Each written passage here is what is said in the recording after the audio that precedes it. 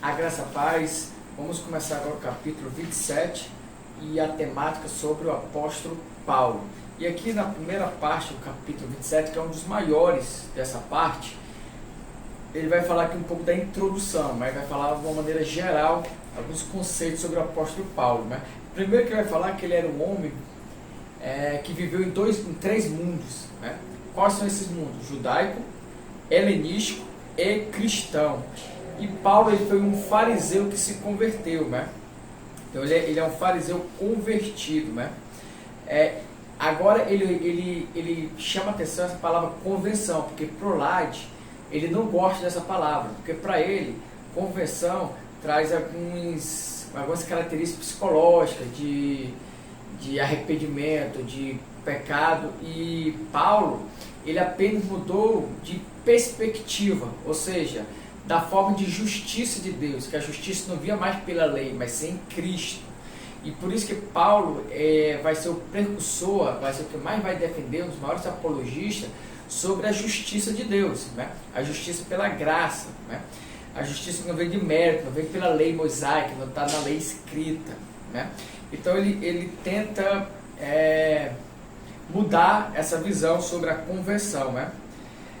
Outro aspecto importante que ele fala é que Jesus ele tinha sido condenado à morte não por homens irreligiosos, ou seja, por homens sem religião, ou por ateus, ou por homens imorais, depravados, cruéis, ímpios. Pelo contrário, ele foi convertido por judeus consciosos, devotos, religiosos, pessoas boas, né, que ditavam e acreditavam que está defendendo a lei de Deus, né? Era o melhor do judaísmo que levou Jesus à morte, levou Jesus à cruz, ou seja, era o que havia de melhor na religião que levou Cristo à morte. Aí ele fala, se o esforço de Paulo para estabelecer a justiça por meio da lei o havia cegado para a verdadeira justiça de Deus no Messias, então a lei não poderia ser o caminho da justiça, né? E sim o que? O judaísmo tinha a estar errado ao entender a lei como o caminho da justiça. Foi essa certeza que trouxe a Paulo a convicção de que Cristo era o fim da lei. Mas calma, o fim da lei em que sentido? No caminho para a justiça. Então assim, toda a essência da teologia de Paulo, qual era a essência da teologia de Paulo? Era que Jesus como Messias, o evangelho para os gentios, a justificação pela fé e não pelas obras da lei, está contida na sua experiência para Damasco. Então esse é o resumo do evangelho ou da mensagem de Paulo, né? A justificação pela fé e não pelas obras da lei, e Jesus como Messias. E isso ele trouxe uma nova visão da história da salvação, né? Dentro da história e do mundo como que existiu na era antiga, aconteceram eventos redentores, cujo caráter essencial é escatológico, no sentido que todo pensamento anterior eles pertenciam ao ser futuro. O que ele quer falar aqui? É porque para ele a mensagem de Paulo é tanto realizada como futura. E ele traz esse Espírito Santo como o Arrabon, né? Esse Arrabon, traduzindo, que Paulo usa, né? Ele é traduzido como uma promessa futura que se concretiza no momento. Para trazer um exemplo mais palpável para nós, seria como se eu fizesse um depósito, né, um título de capitalização, um depósito, uma poupança, de modo que eu falo assim, ó, eu vou depositar aqui, um exemplo, vou depositar aqui 100 mil reais. Eu só vou pegar esses 100 mil daqui a 20 anos.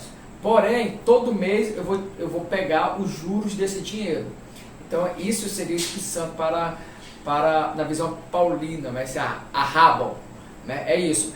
É uma promessa futura que a gente começa a sentir no presente, começa a colher o fruto no presente, né?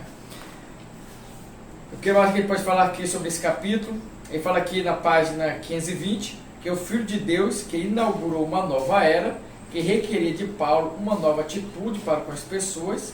Ele não as via como judeus e gregos, escravos ou livres. Não havia distinção para Paulo na mensagem de Paulo.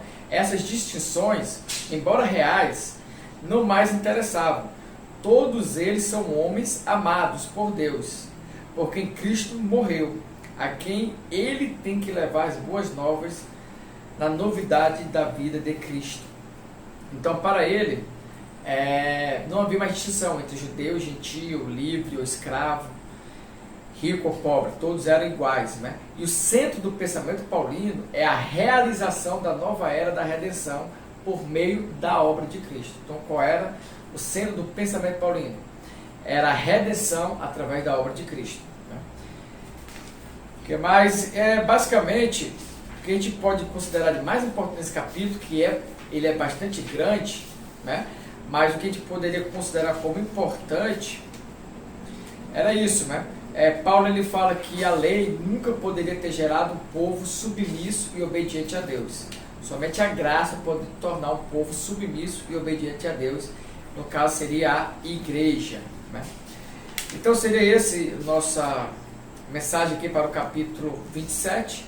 E aí eu vou aguardar vocês no capítulo 28, que vão falar sobre as fontes do pensamento de Paulo.